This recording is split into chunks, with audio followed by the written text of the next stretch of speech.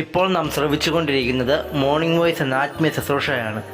ഇന്ന് ദൈവവചനത്തിൽ നിന്നും കർത്താവിന്റെ ദാസൻ വിനോദ് തോമസ് കോട്ടയം ധ്യാനചിന്തകൾ പങ്കുവയ്ക്കുന്നു.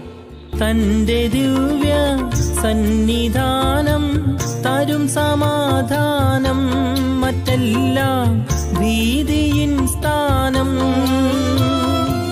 തന്റെ ദിവ്യ സന്നിധാനം തരും സമാധാനം, മറ്റെല്ലാം ഭീതിയിൻ സ്ഥാനം. അളവുമില്ല, അതിരുമില്ല, അന്തവുമില്ല, സന്തോഷം ക്രിസ്തുവിലുണ്ട്. അളവുമില്ല, അതിരുമില്ല, അന്തവുമില്ല, സന്തോഷം ക്രിസ്തുവിലുണ്ട്.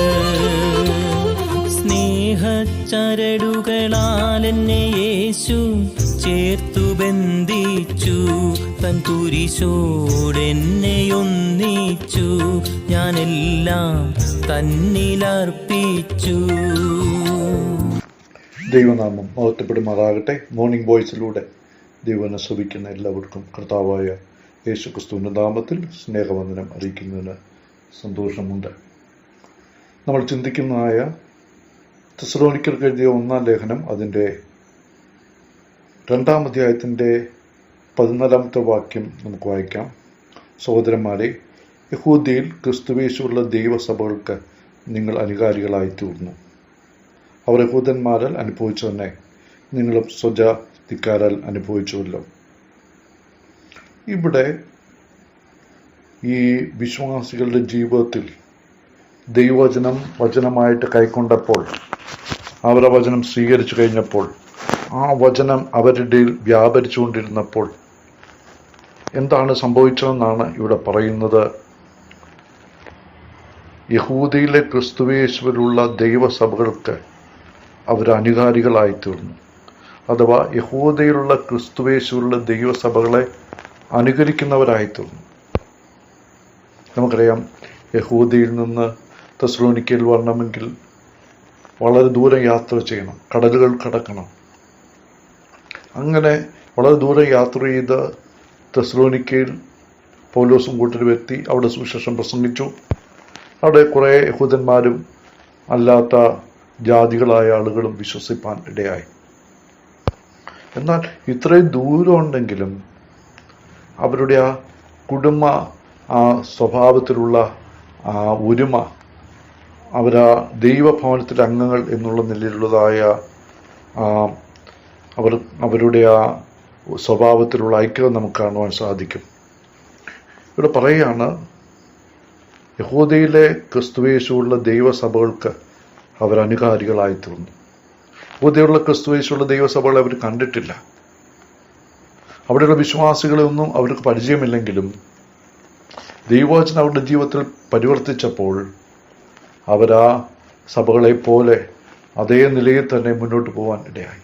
പ്രിയപ്പെട്ടവരെ, ദൈവമക്കളുടെ ഐക്യവും ഒരുമയും അവരുടെ ഏക സ്വഭാവമൊക്കെയും മൈലുകൾക്കും ദ്വേഷങ്ങൾക്കും ഒക്കെ അപ്പുറത്തും ഇപ്പുറത്തും ഒക്കെ ആണെങ്കിലും ദൈവമക്കളുടെ ഒരുമയും ഐക്യവും ആ ഏകതയൊക്കെ ദൈവവചനം അനുസരിക്കുന്ന മൂലം ഉണ്ടാകുന്നതാണ്.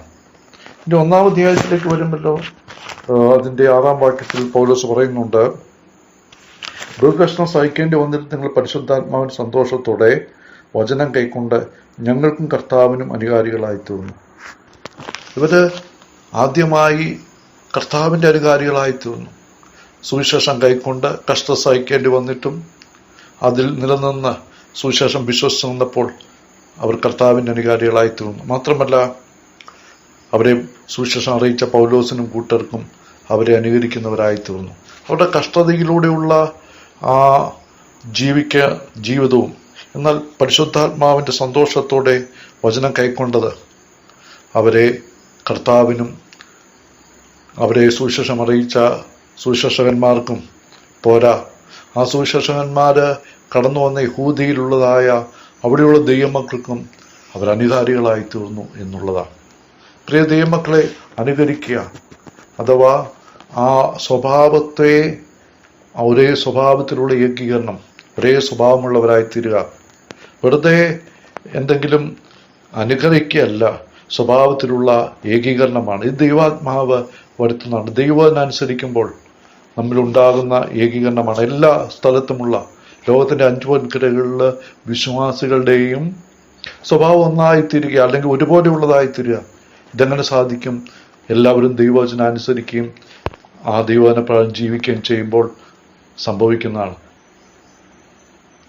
ഇവിടെ നമ്മൾ ദൈവവചനം പഠിക്കുമ്പോൾ അനുകരണത്തെക്കുറിച്ച് അനേക കാര്യങ്ങൾ പറയുന്നുണ്ട്.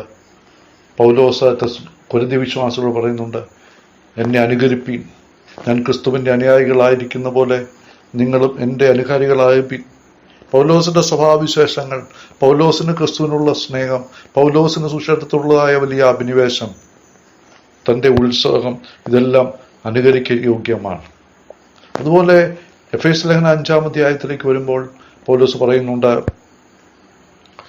ക്രിസ്തു ദൈവത്തെ അനുകരിപ്പിൻ, ആരോഗ്യാൽ പ്രിയമക്കൾ എന്ന പോലെ ദൈവത്തെ അനുകരിപ്പിൻ. ക്രിസ്തു നമുക്ക് വേണ്ടി തന്നെത്താൻ ദൈവത്തിന് സൗരഭ്യാസിനിയായ വഴിപാട് യാഗവുമായി അർപ്പിച്ചതുപോലെ സ്നേഹത്തിൽ നടപ്പീൻ.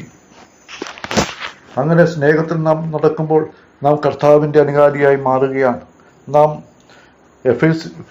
എബ്രായ ലേഖനത്തിലേക്ക് വരുമ്പോൾ അതിൻ്റെ 6-ാം അധ്യായത്തിൽ പൗലോസ് പറയുന്ന ഒരു കാര്യം നമുക്ക് കാണുവാനായിട്ട് സാധിക്കും. എബ്രായ ലേഖനം 6-ാം അധ്യായത്തിൽ പൗലോസ് പറയുന്ന വാക്യം വളരെ ശ്രദ്ധേയമാണ്. അവിടെ ഇങ്ങനെ പറയുന്നു, ആകയാൽ നിങ്ങൾ മന്ദതയുള്ളവരാകാതെ നിങ്ങൾ വിശ്വാസത്തിൽ ദീർഘക്ഷമയിലും വാഗ്ദത്തങ്ങളെ അവകാശമാക്കുന്നവരുടെ അനുകാരികളായിത്തീരും. അവസാനത്തോളം ഉത്സാഹം കാണിച്ചാൽ എന്ത് സംഭവിക്കും?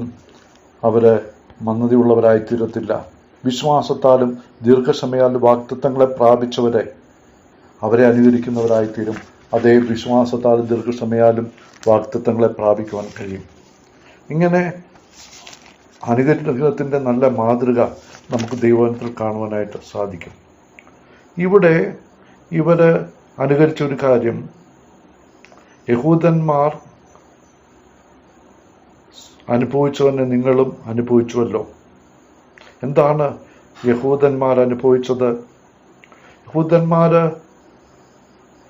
യഹൂദ മതത്തിൽ നിന്ന് ക്രിസ്തീയ വിശ്വാസത്തിലേക്ക് വന്നവരെ വളരെ കഷ്ടത അനുഭവിക്കേണ്ടതായിട്ട് വന്നു എന്ന് നമുക്ക് അപ്പോസ്തല പ്രവൃത്തികളിൽ കാണുവാൻ സാധിക്കും. അവരെ ചിതറിക്കപ്പെട്ടു, കൊല്ലപ്പെട്ടു, അവർ വലിയ പീഡനത്തിലൂടെ കടന്നു ചിതറിപ്പോയവരും നമ്മൾ വായിക്കുന്നുണ്ട്. വലിയ കഷ്ടത അവരനുഭവിക്കുന്നുണ്ടായി. അതുപോലെ തന്നെ ഈ തെസ്സലോനിക്കയിലുള്ള വിശ്വാസികളും സ്വജാതിക്കാരാൽ കഷ്ടത അനുഭവിച്ചു. നാം 1 തെസ്സലോനിക്കർ 3-ാം അധ്യായത്തിലേക്ക് വരുമ്പോൾ പൗലോസ് അത് പറയുന്നത് നമുക്ക് കാണുവാനായിട്ട് സാധിക്കും. അവര് വളരെ കഷ്ടതയിലൂടെ കടന്നുപോയപ്പോൾ 7-ാം വാക്യത്തിൽ, സഹോദരന്മാരെ, ഞങ്ങളുടെ കഷ്ടത്തിലും സങ്കടത്തിലും നിങ്ങളുടെ വിശ്വാസം ഹേതുവായി ഞങ്ങൾ നിങ്ങളെക്കുറിച്ച് ആശ്വാസം പ്രാപിച്ചു. അവര് കഷ്ടതയിലൂടെ കടന്നുപോയപ്പോൾ അവരുടെ വിശ്വാസം നിലനിന്നു. 3-ാം വാക്യത്തിലേക്ക് വരുമ്പോൾ, കഷ്ടം അനുഭവിക്കാൻ നാം നിയമിക്കപ്പെട്ടുവെന്ന് നിങ്ങൾ തന്നെ അറിയുന്നുവല്ലോ. കഷ്ടം അനുഭവിക്കേണ്ടി വരുമെന്ന് പൗലോസ് അവരെ മുൻകൂട്ടി അറിയിച്ചു. ഇങ്ങനെ കഷ്ടം അവരനുഭവിച്ചപ്പോഴും അവർ വിശ്വാസം നിലനിന്നു. അങ്ങനെ വിശ്വാസത്തിൽ മറ്റുള്ളവർക്ക് നല്ല മാതൃകയായിട്ട് അവർ മറ്റുള്ളവരെ അനുകരിക്കുന്നവരായി തീർന്നു. നമ്മൾ 2 കൊരിന്ത്യർ 8-ാം അധ്യായത്തിൽ മക്കദോന്യ സഭകൾ ലഭിച്ച ദൈവകൃപയെക്കുറിച്ച് അവിടെ വായിക്കുന്നുണ്ട്. കഷ്ടത എന്ന കഠിന ശോധനയിലായിട്ടും അവരുടെ സന്തോഷ സമൃദ്ധിയും മഹാദാരിദ്ര്യവും ധാരാളം ഔദാര്യം കാണിപ്പാൻ ഇടയായി. അവർ കഷ്ടതയുടെ കഠിന ശോധനയിലൂടെ കടന്നുപോയപ്പോഴും അവർ സന്തോഷ സമൃദ്ധിയുള്ളവരായിരുന്നു. കൊടുക്കുന്നതിൽ അവർ വലിയ ധനികന്മാരായിരുന്നു. മഹാദാരിദ്ര്യം ഉണ്ടായിരുന്നെങ്കിലും അവർ കർത്താവിന് വേണ്ടി ആ ദാരിദ്ര്യത്തിൻ്റെ മധ്യത്തിലും കൊടുക്കുന്ന കാര്യത്തിൽ വളരെ സമ്പന്നരായിരുന്നു. അങ്ങനെ കഷ്ടതയിലൂടെ കടന്നു പോകുന്ന ആ ദൈവമക്കൾ മറ്റുള്ള ദേശങ്ങളിലുള്ള ദൈവമക്കളുടെ അനുകാരികളായി തീർന്ന അനുഗ്രഹീതമായ മാതൃക. പ്രിയപ്പെട്ടവരെ, നമ്മുടെ ജീവിതത്തിൽ കർത്താവിന് വേണ്ടി ജീവിക്കുമ്പോൾ ലോകത്തിൽ നിന്നും ജഡത്തിൽ നിന്നും പിശാചും നമ്മെ വിവിധ നിലയിലുള്ള കഷ്ടതകൾ നേരിടുമ്പോൾ നാം കഷ്ടതയുടെ മധ്യത്തിൽ വിശ്വാസത്തിൽ ഉറച്ചു നിന്ന് കർത്താവിനെ മഹത്വപ്പെടുത്തുമ്പോൾ നാം മറ്റുള്ളവർക്ക് നല്ല മാതൃകളായിത്തീരുന്നു. അങ്ങനെ അനുഗ്രഹിക്കപ്പെട്ട ഒരു ജീവൻ നയിപ്പാൻ ദൈവത്തിൻ്റെ ആത്മാവ് നമ്മെ സഹായിക്കുമാറാകട്ടെ.